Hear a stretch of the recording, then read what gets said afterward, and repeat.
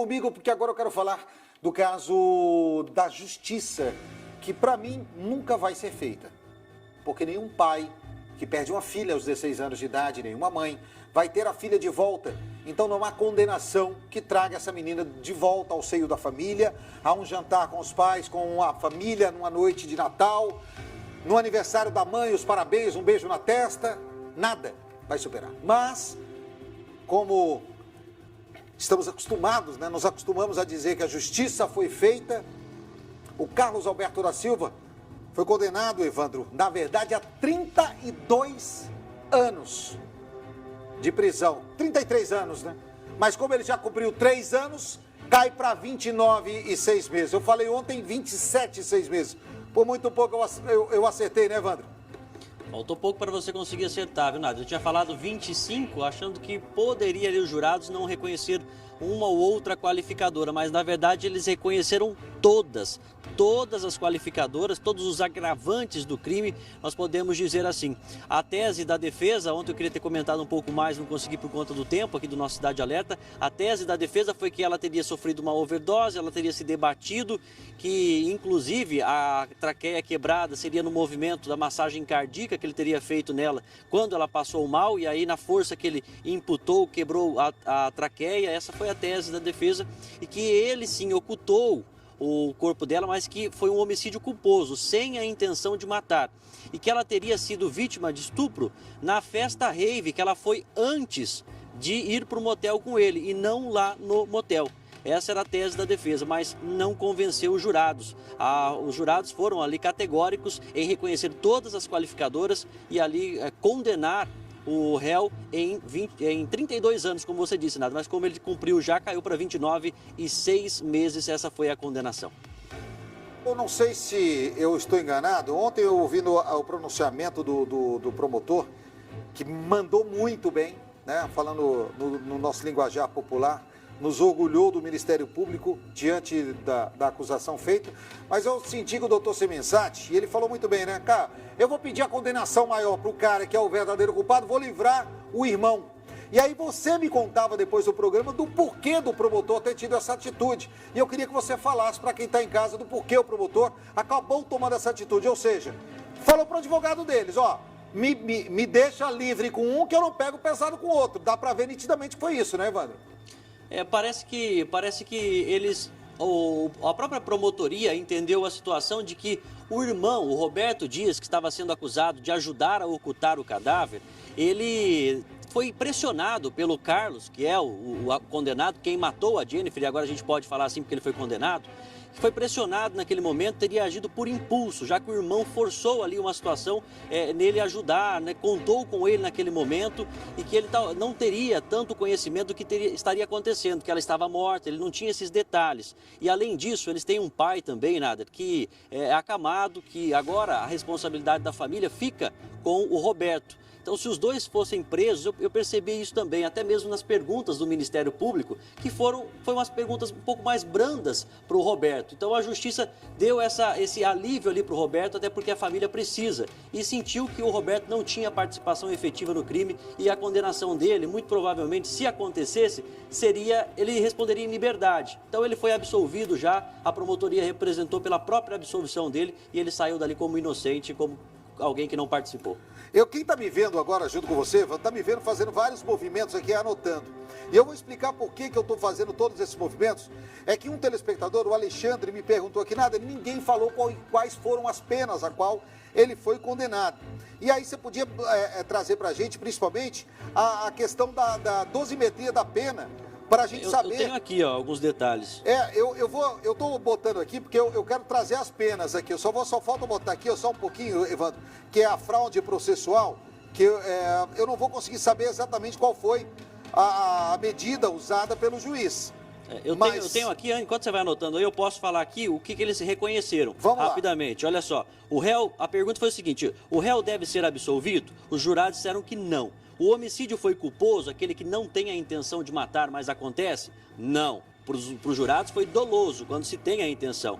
O homicídio foi por asfixia? Sim, os jurados reconheceram que sim. O homicídio impossibilitou a defesa da vítima? Sim, jurados reconheceram que sim. O homicídio foi praticado para esconder o estupro que ocorreu no interior do motel? Sim.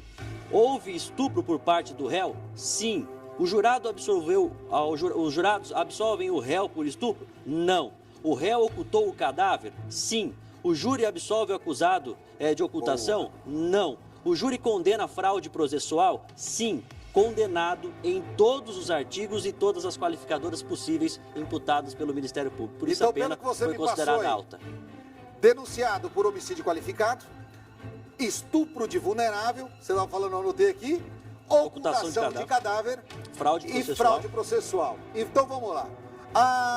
O homicídio qualificado, 12 a 30 anos. O estupro de vulnerável, de 8 a 15 anos. A ocultação de cadáver, 3 anos. E por último, a fraude processual, que além da pena da multa, 3 meses a 2 anos de multa. E aí o juiz soma tudo isso dentro da chamada 12MT da pena, entendeu que ele tinha que passar mais de 30 anos na cadeia. Ou seja, reduzindo os 3 que ele já passou, 29 anos e 6 meses. Evandro, a advogada que foi constituída pelo Estado para defender o assassino, agora, podemos dizer assim, parece que não vai recorrer. Ela gravou uma entrevista para a gente. Eu acho que eu vou chamar aqui para a gente continuar conversando, pode ser? Pode ser, pode chamar. Então, dona Eliane Javoski, advogada do acusado, agora condenado, constituída pelo Estado, ela que é a chamada advogada dativa, né? Onde nós, cidadãos, pagamos. Infelizmente, é essa a realidade, né? Um homem que mata uma jovem ainda paga pelo Estado para ter a sua defesa. A doutora falou sobre a condenação do réu dela. Vamos ouvir. O cliente, o meu patrocinado, não manifestou interesse até o momento de recorrer, mas era o que se esperava. A defesa ela foi feita muito de última hora, mudou toda a tese que vinha sendo feita há 3 anos e 2 meses, mas era mais ou menos o esperado. Ou seja, Evandro, não vai haver recurso por parte da defesa diante da condenação do principal acusado. Não vai ter recurso, né? Ela, até mesmo a gente comentava, né, Nada? As perícias são muito contundentes, era muito difícil a absolvição dele em qualquer qualificadora. Ela tentou tirar a qualificadora do estupro, dizendo que a Jennifer foi estuprada numa festa rave, mas a foto que eu vi no processo do corpo da menina Jennifer, aquela foto fortíssima que foi arrolada ali no fórum, não tem como, naquela imagem do posto de combustível, se ela tivesse sido estuprada antes, como que ela estaria andando normalmente, do jeito que ela aparece aí, minutos antes dela entrar no motel. A forma com que ele deixou o corpo dela, não tinha como ela andar dessa maneira sem sentir dor. Então não fazia muito sentido, era uma tese, a gente respeita o trabalho da advogada, mais uma vez aqui frisando, ela me mencionou no júri, dizendo que eu estava tirando sarro da tese dela, longe de mim tirar sarro, não sou nem formado em direito, mas era uma tese que não dava para ser aceita, tanto é que os jurados não aceitaram. Mas a gente respeita o trabalho da advogada, só que na imagem dá para ver a Jennifer andando. Se ela tivesse sido estuprada na festa rave, ela não estava andando da maneira que ela estava no posto de combustíveis antes de entrar no motel com ele. E assim, o Edson está aqui dizendo, não importa, a menos que o Roberto tinha sido coagido, ele deveria ter sim responder por coautoria do assassinato ou ocultação de cadáver. E o Alexandre diz também, acho, Edson, mas foi estratégia do Ministério Público. A lei beneficia muitos criminosos. Vamos ver o que disse o doutor Edson Aparecido Semensati, promotor de justiça que atuou muito bem nesse caso para a condenação agora do assassino da Jennifer em 2019. Roda aí.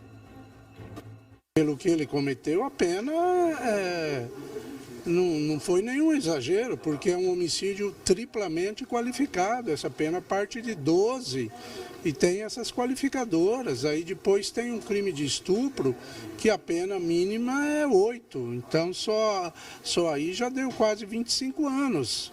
Entendeu? Depois vem a ocultação de cadáver, a fraude processual. Eu acho que a pena foi justa. A barbárie que ele cometeu merecia essa reprimenda penal, sem nenhuma dúvida. Nós pedimos a absolvição da ocultação de cadáver porque Entendemos que não havia prova de que ele esteve lá com o acusado Carlos, né, para ocultar o corpo. Em relação à fraude processual, foi mais uma ajuda de irmão para irmão. Ele não tinha também aquele conhecimento prévio do que tudo do que ele fez era para auxiliar o irmão a cometer a fraude processual. Então nós pedimos absolvição, a pena da fraude processual era 6 meses, a pena mínima, a pena da ocultação de cadáver, uma pena mínima de 1 ano. E o Roberto é um rapaz trabalhador, aí nós decidimos pedir a absolvição dele em relação a esses crimes. E Evandro, eu estou lendo junto com você, Evandro. O Evandro me mandou aqui toda a decisão do Tribunal de Justiça. Mas, gente, a gente tem que entender que no nosso Código Penal, o Código de Processo Penal e as nossas leis estabelecem que até 5 anos de cadeia a pessoa não responde atrás das grades. E, nesse caso, todas as penas que seriam imputadas ao irmão dele, nenhuma delas mesmo somadas não daria pena superior a 5 anos. Então, o entendimento do doutor Semenzato está mais que correto. Eu sei que muitas vezes a gente vê a revolta, estou vendo a sua mensagem, Edson, estou vendo a mensagem do pessoal do Renan aqui também, falando sobre essa questão da lei, mas é essa a nossa lei. Vocês querem mudar tudo isso? Eu não estou falando especificamente para o Edson, para o Alexandre, eu digo para a população. Vocês querem mudar isso? Porque eles entendem um pouco do que o sistema funciona. Temos que votar corretamente, porque votando corretamente nós vamos conseguir mudar essas leis para que o doutor Semensati, né, Evandro, possa pedir pena máxima, perpétua, até mesmo, quem sabe, com toda a comprovação, talvez, sabe lá, uma pena de morte, se viemos a ter no futuro. Mas o que não se pode é querer cobrar do judiciário, dos nossos promotores, algo que eles não podem fazer, já que a lei não permite que seja feita, né, Evandro? Eles andam no rigor da lei e cumprindo ela. Aliás, o Ministério Público é um guardião da lei também, apesar de acusar, né, de ser um órgão fiscalizador que acusa, que representa a não impunidade, né, que representa a justiça. Eles têm que andar ao rigor da lei, seguindo a linha lá na risca, né? É verdade. E o Alcir está, para finalizar a conversa, o Alcir diz assim, ó, como coautoria, se ele não estava no motel na hora da morte, o cara não é bandido. Se for para a cadeia, que é a escola do crime, aí sim ele se forma um. Acho que é bem isso. A gente tem que lembrar que ele, no momento em que aconteceu o crime, ele estava com a família dele, né? O irmão forçou uma situação, chegou lá e disse que tinha feito uma cagada. Aí tem muito mais uma questão de envolvendo entre irmãos, uma ligação ali, mesmo ele sabendo que estava fazendo errado, tem toda essa ligação e ele também é trabalhador, tem emprego fixo, né? Por isso a justiça levou tudo isso em conta para absolver o irmão desse acusado, desse criminoso que é o Carlos. Tá certo. Evandro, obrigado pela informação. Evandro, você está com retorno aí, não? Tô com retorno. De vídeo?